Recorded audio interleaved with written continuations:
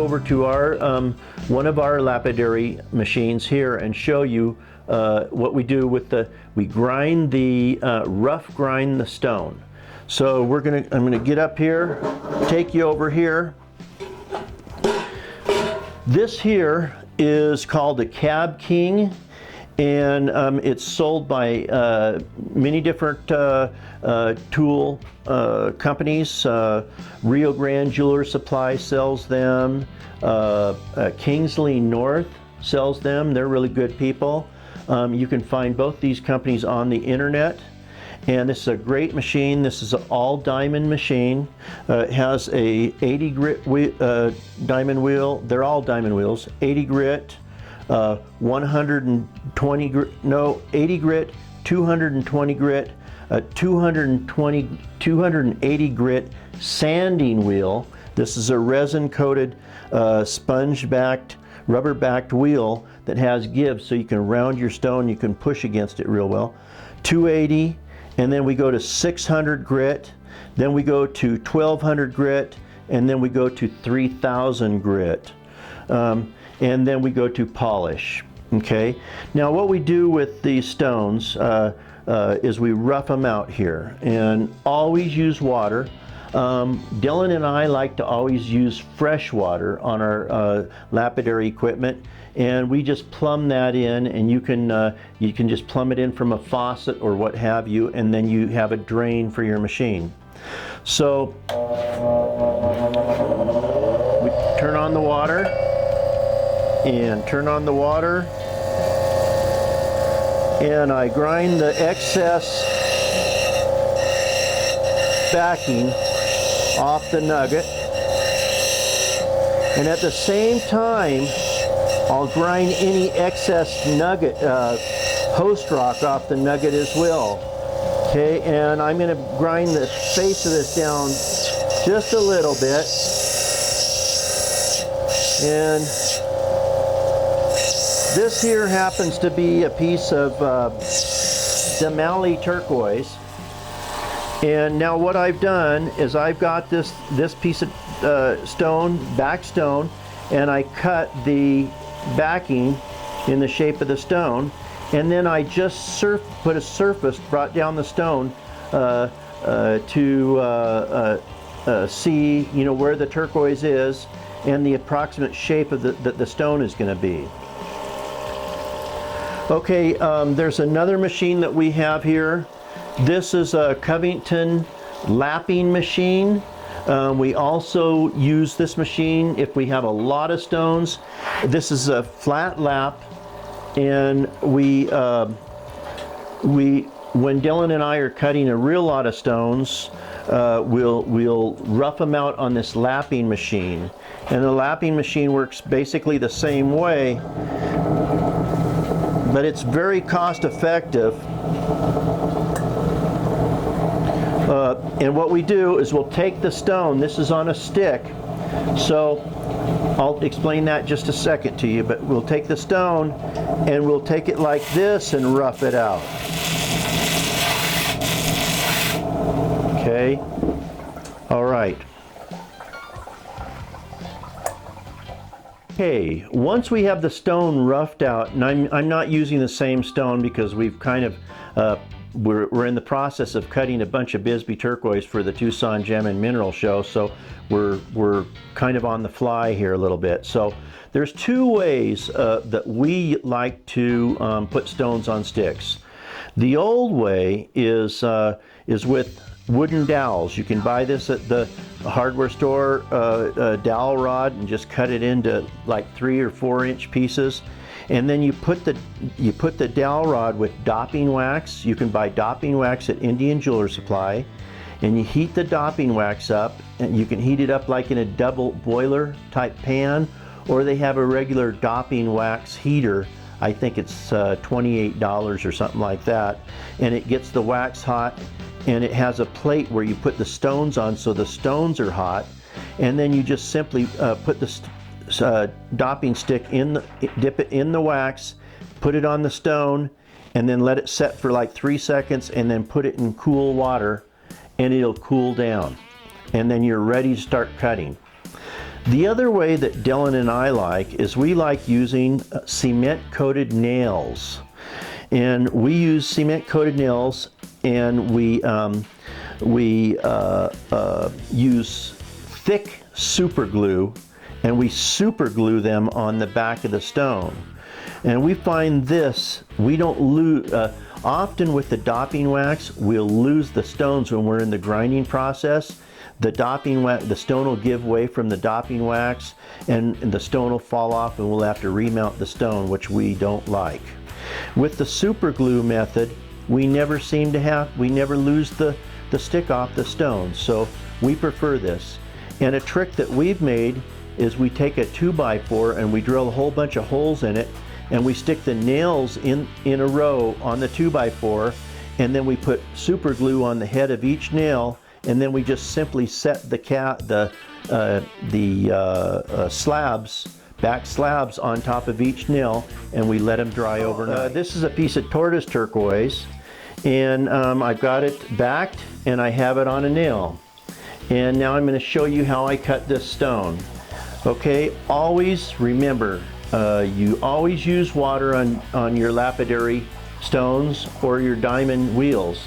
If you don't, they'll get all clogged. The conventional type of wheel, carborundum wheel, will get all clogged up and gummed up without water, and it'll overheat the stone, and the stone will start cracking and chipping and phrasing.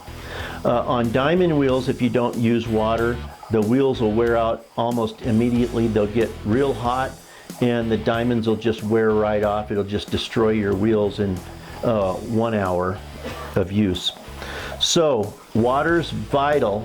Clean water is wonderful. If you don't have the ability to use fresh clean water, then get a lubricant that you mix in with your water to keep your water clean, and it actually lubricates the water as it's dropping on the diamond wheels. Okay, all right, I got my water on, and I'm starting with the 80 grit wheel, and I'm going to rough my stone out. I'm going to get it the same thickness all the way around. Now I'm going to look at the face of the stone, and I'm going to go around and get my shape. Now in this case, this is a free-form stone, so I'm going to shape it. I'm going to contour it for the beauty of the stone. And Dylan and I cut stones for beauty. We like a picture stone, and we try to make a picture stone out of every stone that we cut. We're not so concerned about saving material. We're more concerned about producing beautiful gemstone cabochons. Okay, so now I've roughed this out. I've roughed the shape out on the 80 grit. Now I'm going to go to the 220 grit diamond wheel, and I'm going to shape the stone a little bit more. I'm going to start beveling the edges and putting a dome on the stone.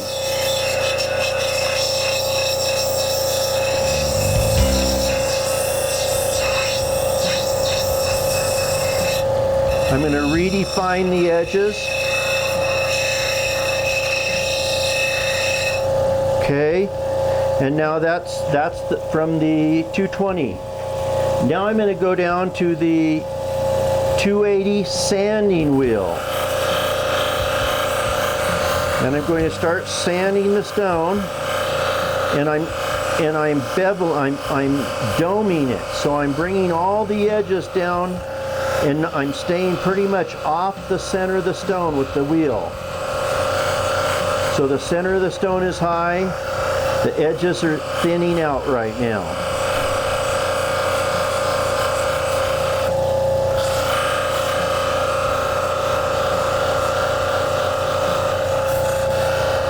Now I'm redefining the outside edges again.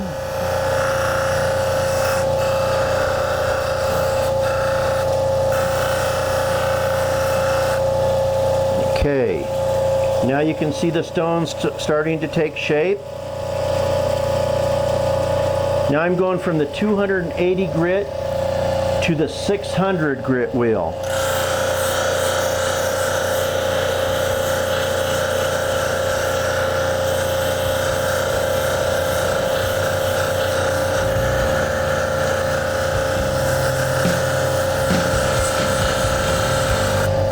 I always make sure that I've got the same thickness all the way around the edge. The stone is the same thickness. Now I've cut, seriously, I'm 57 years old and I probably cut 1 million stones. At least 500,000, no exaggeration.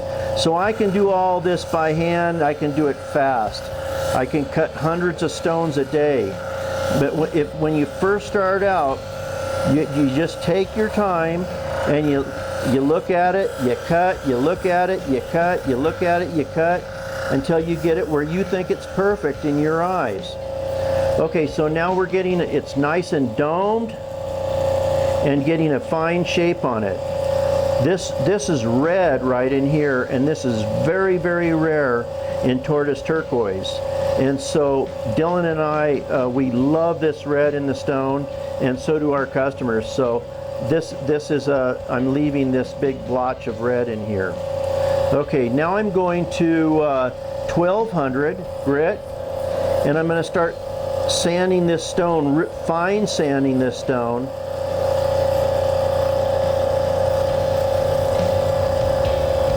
Now I'm not really cutting much stone away now, I'm just taking the scratches out from the past wheels.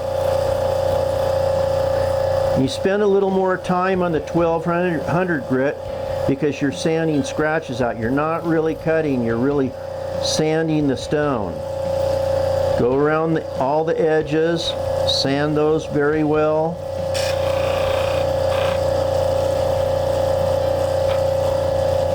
Look at your stone. Sand it in all directions.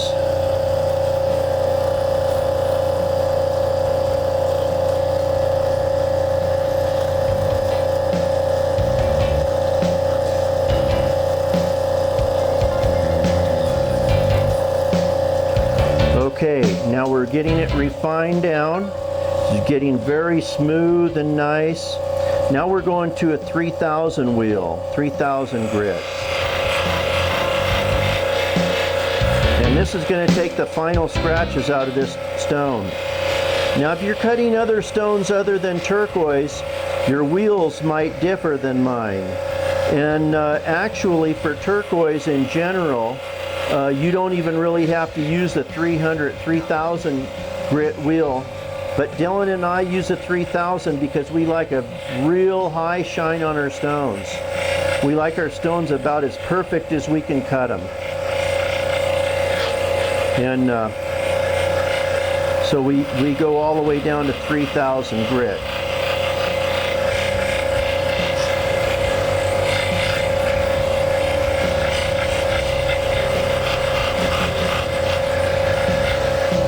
Okay. This stone is finished sanded. Turn off your water. Turquoise, again, is a reasonably soft stone. It ranges from about 4 to 6 in hardness on the Mohs scale. It's a fairly easy stone to cut, and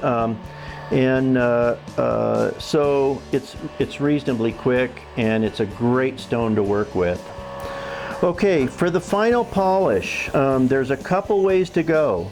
They give you, on the Cab King, they give you a lapping wheel for the end of the machine that you can polish your stones with from there. And I suggest on the lapping wheel for turquoise using white elk skin leather with either tin oxide or tin oxide's great. Okay, we use, oh, and another thing, you want to polish turquoise at about 800 RPMs. This machine is turning about 3,000 RPMs, and that's why I'm not polishing on this machine. If I were, I would polish towards the middle of the wheel where it would be going very slow. I'd be polishing way up in here. But we cut a lot of stones, so we have an individual machine for polishing. I'm going to show you that next.